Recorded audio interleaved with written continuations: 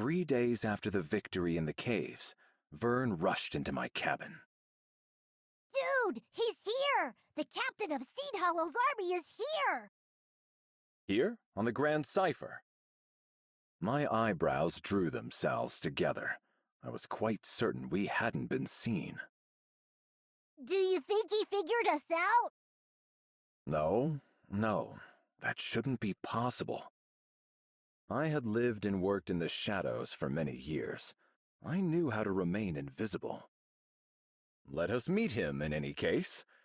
It would be discourteous to turn him away. Agreed! We're lots of things, but rude ain't one of them. Vern led me to a spacious room on the Grand Cipher, where our guest sat perched on the edge of a comfortable chair, his hands upon his knees. He stood up quickly when we entered. It's, been a while. He wouldn't quite meet my eyes. As the young man swallowed rather loudly, I recalled his last words to me. We can handle monsters without you swinging in to save the day. It has. I still regret my actions in the forest. Is that what you've come to talk about? No. He shook his head vigorously. I'm here to thank you. You saved my life and the lives of my comrades. So, our presence had been noticed. I swept my cloak back in a deep bow. I apologize for interfering yet again. Oh, no, please, stop with the apologies. You're just making me feel worse. Listen. He explained. 3 days ago, Seed Hollow's army had been called upon to drive back a horde of goblins. He had marched his company there with a heavy heart, expecting great losses. But to his surprise, when they emerged from the goblin den, they were not missing even a single soldier. Goblins are intelligent. They post sentinels and form ranks, just like we do. Sword fighters and shield bearers in front, mages in back. Any battle with them should have been tough and bloody. Yet these goblins had no set sentries, and their forces were meager and scattered. Even the large beasts the goblins kept in reserve had been terribly weakened by the time Seed Hollow's forces reached it. But what could have worn it out like that? A night of partying too hard? No. Someone had to have helped us, and luckily, I had an inkling who. Now he raised his round, earnest face and looked straight at me.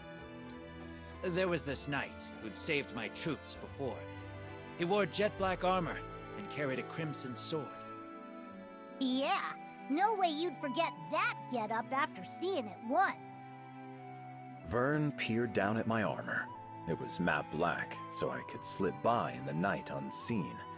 But I suppose outlined against the light of the sun, it cut quite a distinctive figure. The rest really wasn't that difficult. Went with that description to a merchant who deals with a lot of foreign traffic, and learned about a former knight captain. I see. Years away from the battlefield had dulled the army's swords. This I already knew. But now I realize it had allowed them to build rapport with their people, winning them trusted eyes and ears throughout their country. If anyone should be apologizing, it's me. Before I could stop him, he went down on one knee. That day in the forest, I was frustrated and ashamed by the weakness of my troops. So I took it out on you. I'm sorry. You saved my soldiers not only once, but twice. And the second time around, you even made sure we learned from the experience. I really don't know how to make it up to you. Vern and I looked at each other, surprised by the sincerity in his voice. Your kind words are more than enough, and your forgiveness. The young man opened his mouth, but I shook my head. Whatever the circumstances, I still trampled your pride underfoot. What's pride when compared to life? To speak the truth, I thought Seed Hollow's forces poorly trained and disorganized, from an outsider's perspective at least. By placing a hand beneath the man's elbow, I silently bid him rise. But I see now that you have strength and wisdom that was hidden to me. With you in command, I have no doubt your company will go on to accomplish great things. That means a lot, coming from you. He smiled, the tension melting from his frame. But the fact remains that I let my soldiers get out of practice. You've helped me realize a lot these past few days, and I promise we'll train harder than ever, make up for lost time, and become the defenders this country deserves. Good. Never stop believing in yourselves. Seed Hollow, a land of gardeners who derive joy from the bounty of flora and the simplicity of peace. Though they were no longer the mightiest of warriors, they were by no means weak.